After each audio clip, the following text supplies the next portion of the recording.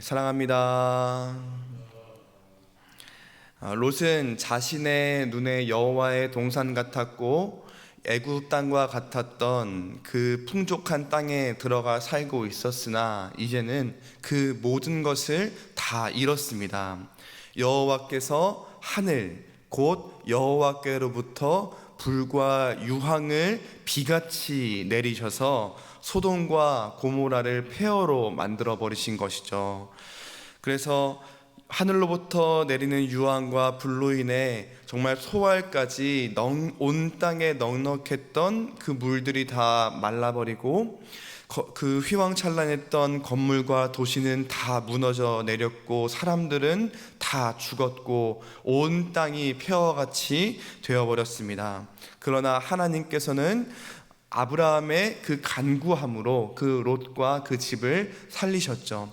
그런데 하나님께서 이 롯을 살리셨음에도 불구하고 롯이 거기에 대고 하는 말이 무엇이냐면, 하나님, 내가 저 산까지 내가 살아갈 수 없습니다. 도망갈 수 없습니다. 그러니 저 작고 가까운 도시 소알로 가게 해주십시오. 거기라면 내가 충분히 도망칠 수 있겠습니다. 이런 또 믿음 없는 연약한 말을 하게 됩니다. 그럼에도 하나님은 롯을 아브라함의 간구로 인하여 살리셨습니다. 그런데 또 오늘 말씀에 보면 그 소알에 있기도 두려워해서, 소알에 거주하기도 두려워해서 두 딸과 함께 산에 올라갔습니다. 산에 올라가서 이제 굴에 거하는 것입니다. 아브라함과 다툴 만큼 많은 가축과 목자들을 가지고 있었던 롯이었음에도 이제는 그 모든 것을 다 잃어버리고 산에 올라가 굴에 거주하는 신세가 되어버린 것입니다. 이제 그 재산 다 잃고 셋 남았습니다. 롯과 큰딸과 작은딸, 이 세 명이 남았습니다. 하늘로부터 내린 그 유황과 불로 인해 자신의 눈에 보기 좋았던 그 소돔과 고모라는 다 폐허가 되어버렸고 그 많던 재산과 가축들은 다 잃어버렸습니다. 실제로 두고 온 것을 너무 아까워한 롯의 아내가 뒤를 돌아봐서 소금 기둥이 되어버렸고, 롯의 그런 충고와 권면을 우습게 여겼던 그 자신의 예비 사위들도 그 소돔과 고모라와 함께 폐허로, 죽음으로 남게 되었죠. 아무것도 남지 않았습니다. 이제는 아내 잃은 아버지, 남편 잃은 두 딸만 남은 것입니다. 사랑하는 성도 여러분, 여호와의 말씀을 따르지 않고 자신의 눈에 보기에 좋은 것만을 고른 가정의 말로는 이와 같이 어려워집니다.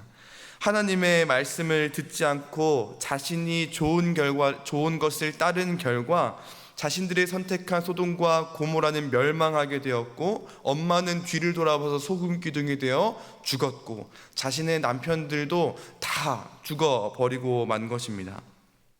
하나님의 말씀을 따르지 않았기 때문입니다. 그러면 이제 이 남은 세 사람은 상식적으로 이제 어떻게 해야 될까요? 하나님의 말씀을 따르지 않아서 결국에는 이런 말로를 경험하게 되었는데 어떻게 생각하는 것이 정상일까요?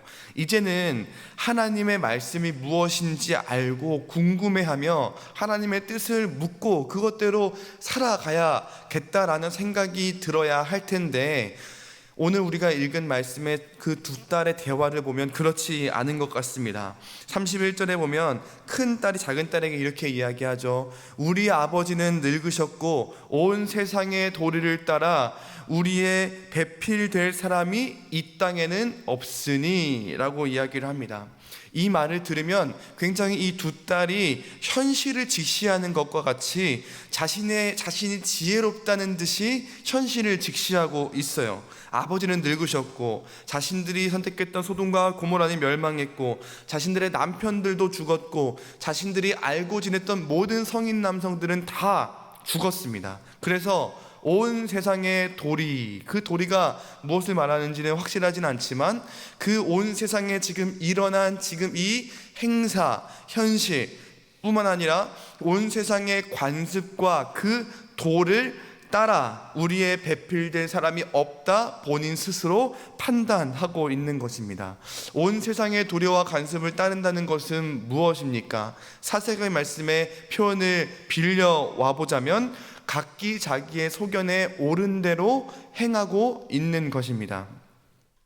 하나님께 묻고 하나님께서 말씀하신 그 뜻대로 행하려는 것이 아니라 내가 지금 이 상황을 판단해 보니 지금 나의 지혜로 이 상황을 직시해 보니 그렇다라는 것이죠. 내 배필될 사람이 없다. 내 민족이 지금 이 상황 가운데 끊길 위험에 처해져 있다라는 거예요. 사랑하는 성도 여러분, 하나님의 말씀을 따르는 것이 아니라 온 세상의 도리를 따라가다 보면 우리의 눈이 이처럼 어두워집니다.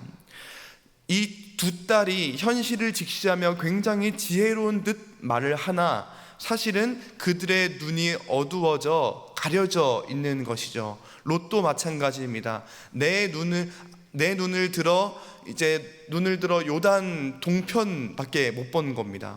아브라함은 여호와께서 말씀하신 대로 여호와께서 그의 눈을 들게 하셨어요. 그래서 온 땅을 보게 한 겁니다.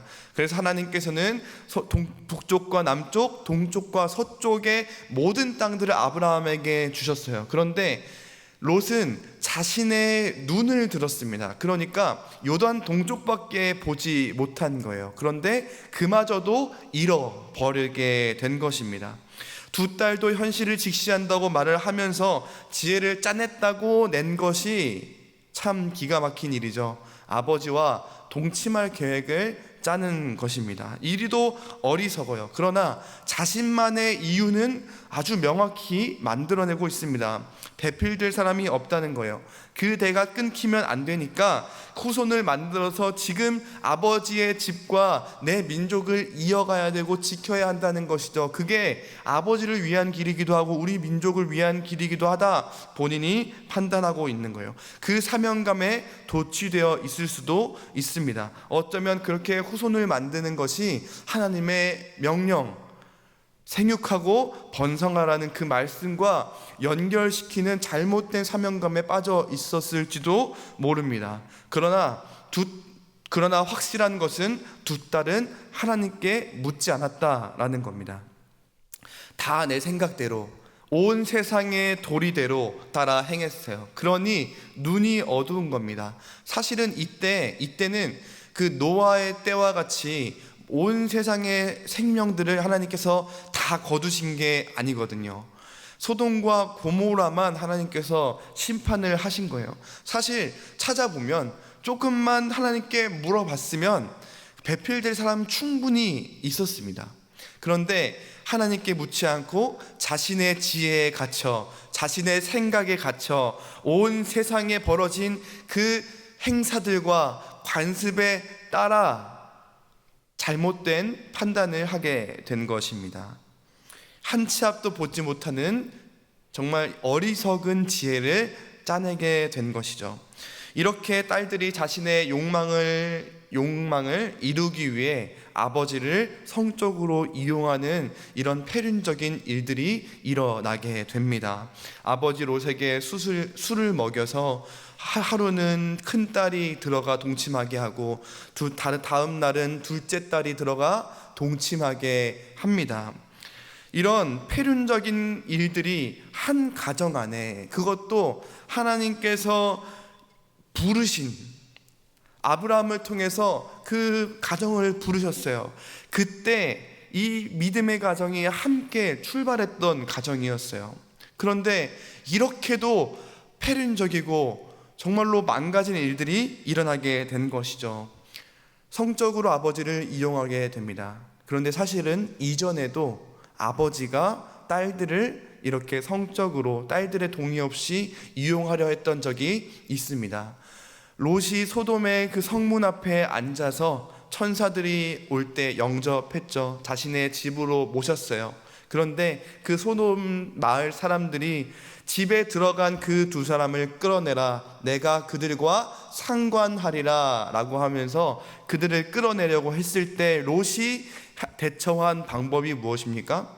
그러지 마십시오. 이 두 사람은 내가 영접한 내 손님들이니 이들을 해하지 마시고, 내가 내 딸들 중에 남자를 가까이 하지 못한 두 딸이 있습니다. 그들을 내어드릴 테니 당신들 눈에 보기 좋을 대로 행하시고 이들은 해하지 마십시오 라고 이미 딸들을 내어주려 했어요. 근데 그들은 이미 예비 남편들이, 사위들이 이미 예정돼 있었던 남편들이라 생각을 합니다. 추측합니다. 이렇듯 이미 그 가정에는 하나님의 말씀을 따르지 않고 온 세상의 도리를 따랐던, 내 눈에 보기만 좋았던 것을 택했던 그 가정은 이미 하나님의 말씀을 따르지 않고 이런 말도 안 되는 일들이 벌어집니다. 어쩌면 그들 스스로는 그 자신들이 했었던 일들이 굉장히 고귀한 동기가 있었을지도 몰라요. 롯은 자신에게 온 그 손님들의 생명을 구하기 위해서였을지 모릅니다. 그리고 딸들은 하나님께서 주신 이 대를 끊으면 안 된다, 우리의 대를 끊으면 안 된다, 이 집안을 일으켜야 한다라는 자손을 확보하기 위한 누군가의 생명을 구하는, 이것이 고귀해 보이는 길처럼 생각하고 있었을지도 모릅니다.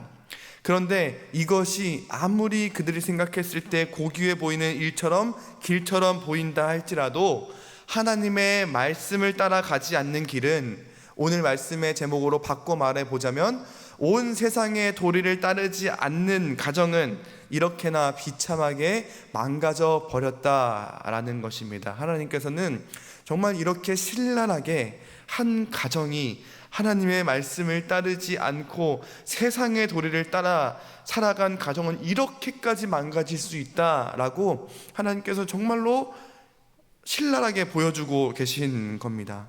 그 결과 또한 비참하죠. 결국에는 아들을 가졌어요. 두 딸 모두 임신에 성공했습니다. 그리고 아들을 가졌어요. 그런데 그 첫 큰딸의 아들의 이름은 모압, 그 뜻은 아버지로부터. 둘째 딸의 아들의 이름은 그 백성의 아들.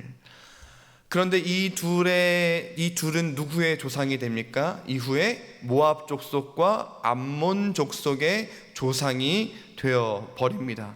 이스라엘과 친족 관계이긴 하지만 그들은 하나님이 아닌 이방신이 섬기는 민족들이 되어 버렸고, 이스라엘을 적으로 여기는 적국이 되어 버리는 이런 민족이 지켜졌지만, 그 민족들은 하나님께 선택받지 못한, 하나님을 섬기지 못한 그런 오명에 남긴 그런 얼룩덜룩한 민족이 되어버리고 만 것입니다. 말씀을 맺겠습니다. 여호와의 말씀을 따라서 눈을 든 아브라함은, 그 가정은 모든 복의 근원이 되었지만 내 눈을 들고 자기 보기 좋은 것만 고르고 온 세상의 도리를 따라 살아간 롯과 그 가정은 눈이 어두워져서 결국 멸망과 죄악의 길에 빠질 뿐만 아니라 모압과 암몬 족속의 조상이 되어 악의 근원이 됩니다.